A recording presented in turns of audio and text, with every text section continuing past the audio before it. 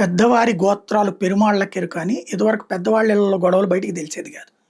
కొండ మీద గోల ఏంటంటే అదేదో కొలపోళ్ళ రహస్యం అనేవాళ్ళు. ఇప్పుడు రోడ్డెక్కి వీధుల్లోకొచ్చి తిట్టుకుంటున్నటువంటి రోజులు.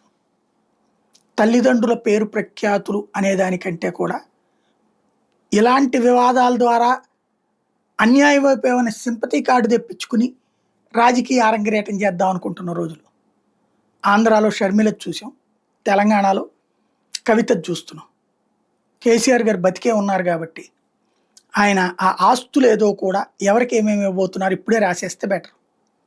తర్వాత మా నాన్న నాకు అది ఇద్దాం అనుకున్నాడు, ఇది ఇద్దాం అనుకున్నాడు, మొన్న ఈ తర్వాత తీసుకుపోయాడు, ఇట్లాంటి కూడా ఉండదు. అట్లాగే ఎవరికి ఆస్తులు ఏంటో ఫైనల్ చేసేయడం బెటర్.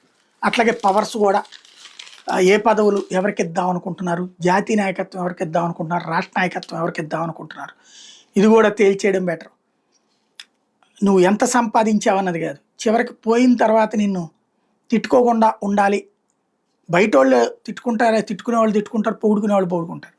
కేసీఆర్ని తెలంగాణలో ఇప్పుడు విమర్శించే వాళ్ళు కూడా తర్వాత ఆయన లేనప్పుడు అందరూ ప్రశంసిస్తారు తప్పించి ఏముండదు. ఎందుకంటే అందరూ కూడా పోరాట యోధుడిగా చూస్తారు.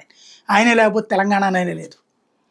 కానీ అంతటి ప్రయోజనం కూడా పక్కకి వెళ్ళిపోకుండా ఉండాలంటే ఇప్పుడు బాధ్యతగా పనిచేయడం బెటర్ ఏమో.